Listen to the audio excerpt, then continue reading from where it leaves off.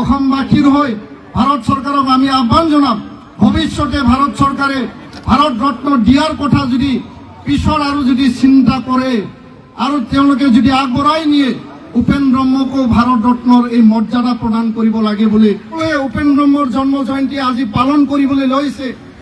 উপেন ব্ৰহ্মৰ মৃত্যু জয়ন্তী আজি পালন কৰিবলৈ লৈছে। আৰু উপেন ব্ৰহ্মৰ যি আদৰ্শ, তেওঁ নিপীড়িত, শোষিত, বঞ্চিত, লাঞ্ছিত এই সমাজখনক আগুৱাই নিয়াৰ কাৰণে সকলো জনজাতিসকলক, পিছপৰা জাতি জনগোষ্ঠী, খিলঞ্জীয়া লোকসকলক যি এটা সাহস আৰু এটা যি প্ৰেৰণা যোগালে, সেই প্ৰেৰণা আৰু সাহসে অসমত থকা, ভাৰতত থকা, বিশ্বত থকা সকলো পিছপৰা নিপীড়িত, শোষিত এই জনগোষ্ঠীসকলক আগুৱাই নিয়াৰ ক্ষেত্ৰত তেওঁলোকক সকলো দিশত আজি মনোবল আগবঢ়াইছে। আৰু যাৰ কাৰণে বড়োসকলে এই আত্মপ্ৰতিষ্ঠাৰ কাৰণে BSc, BTC, BTR এই পোৱাৰ এই সন্ধিখনত বিভিন্ন জাতি জনগোষ্ঠীয়ে অট'নমাছ কাউন্সিল, বিভিন্ন জাতি জনগোষ্ঠীয়ে নিজা নিজা সাংবিধানিক, ৰাজনীতিক, গণতান্ত্ৰিক অধিকাৰ পাবলৈ সক্ষম হৈছে। আৰু ইয়াত সদায় বড়োসকল পাইনিয়াৰ এটা যি এটা ৰোল লৈছে, ইয়াৰে এটা নিদৰ্শন বুলি মই ক'ব বিচাৰোঁ। মই দীঘলীয়া ক'ব বিচৰা নাই। মই আজিৰ এই দিনটোত এটা আহ্বান জনাব বিচাৰিছোঁ যে অসম চৰকাৰে বড়োফা উপেন্দ্ৰনাথ ব্ৰহ্মক এই জন্ম জয়ন্তীক ছাত্ৰ দিৱস হিচাপে যি এটা মৰ্যাদা, যি এটা সন্মান জনালে, অসমৰ মুখ্যমন্ত্ৰী ডক্টৰ হিমন্ত বিশ্ব শৰ্মা ডাঙৰীয়াৰ নেতৃত্বত, আৰু এই যি সন্মান, এই মৰ্যাদাৰ বাবে অসমৰ মুখ্যমন্ত্ৰী ডাঙৰীয়াক আজিৰ এই থুলুংগাপুৰী দতমাৰ পৰা বড়ো জনগণৰ হৈ, নিখিল বড়ো ছাত্ৰ সন্থাৰ হৈ তেখেতক আন্তৰিক শুভেচ্ছা আৰু কৃতজ্ঞতা আমি জ্ঞাপন কৰিছোঁ। আৰু ইয়াৰ বাবে আমি সদায় মুখ্যমন্ত্ৰী ডাঙৰীয়াক আমি ধন্যবাদ জনাবই লাগিব।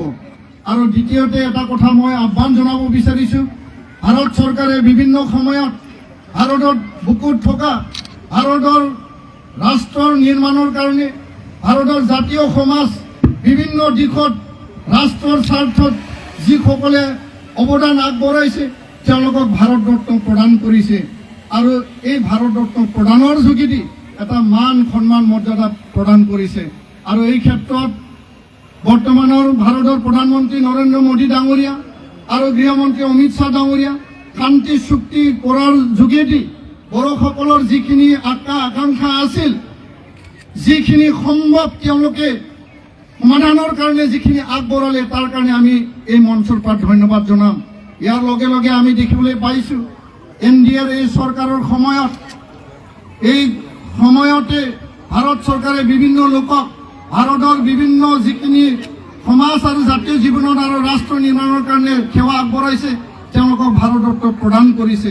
আৰু এই মঞ্চৰ পৰা নিখিল বড়ো ছাত্ৰ সন্থাৰ হৈ, বড়ো জনগণৰ হৈ, অসমবাসীৰ হৈ ভাৰত চৰকাৰক আমি আহ্বান জনাম, ভৱিষ্যতে ভাৰত চৰকাৰে ভাৰত ৰত্ন দিয়াৰ কথা যদি পিছৰ আৰু যদি চিন্তা কৰে আৰু তেওঁলোকে যদি আগবঢ়াই নিয়ে, উপেন ব্ৰহ্মকো ভাৰত ৰত্নৰ এই মৰ্যাদা প্ৰদান কৰিব লাগে বুলি আজিৰ এই মঞ্চৰ পৰা উপেন ব্ৰহ্মৰ এই 68তম জন্ম জয়ন্তীত মই ভাৰত চৰকাৰক আহ্বান ৰাখিছোঁ, যাতে উপেন ব্ৰহ্ময়েও বড়ো জনগণৰ লগতে ভাৰত ৰাষ্ট্ৰ নিৰ্মাণৰ কাৰণে, অসমৰ জাতীয় জীৱনৰ নিৰ্মাণৰ কাৰণে তেওঁ আগবঢ়াইছিল।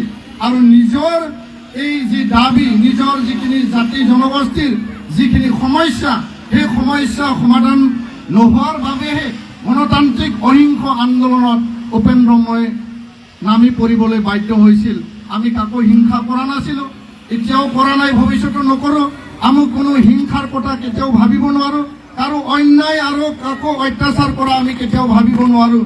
উপেন ব্ৰহ্মৰ আদৰ্শই গণতান্ত্ৰিক অহিংস আৰু সকলোকে একেলগে লগ লৈ পেলাই লেট এণ্ড লিভৰ যি এটা তেওঁ মন্ত্ৰ, যি এটা মটো লৈ পেলাই তেওঁ কাম কৰিছিল, সেইটো আমি আগুৱাই লৈ যাম। জীয়াই থাকক আৰু জীয়াই থাকিবলৈ দিয়ক।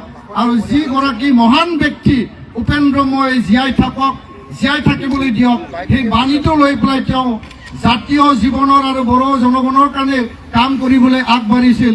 সেই মানুহে কাৰো হিংসা কৰিব নোৱাৰে।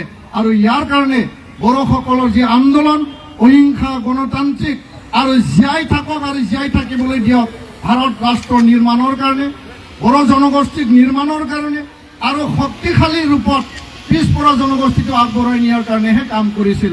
মই সকলোকে এই সন্ধিখনত পুনৰবাৰ ধন্যবাদ দি পেলাই এই যে উপেন্দ্ৰ মোৰ জন্ম জয়ন্তী এইটো সফলভাৱে সমগ্ৰ অসমজোৰা সমগ্ৰ ভাৰতত থকা বড়োসকলৰ আৰু পিছপৰা জাতি জনগোষ্ঠীসকলৰ যি এটা মানে শক্তি এটা মনোবল আগবঢ়াইছে আৰু এইটো এটা আত্মমৰ্যাদা আৰু আত্মসন্মানক যি আগবঢ়াই নিলে তাৰ বাবে সকলোকে মই ধন্যবাদ জ্ঞাপন কৰি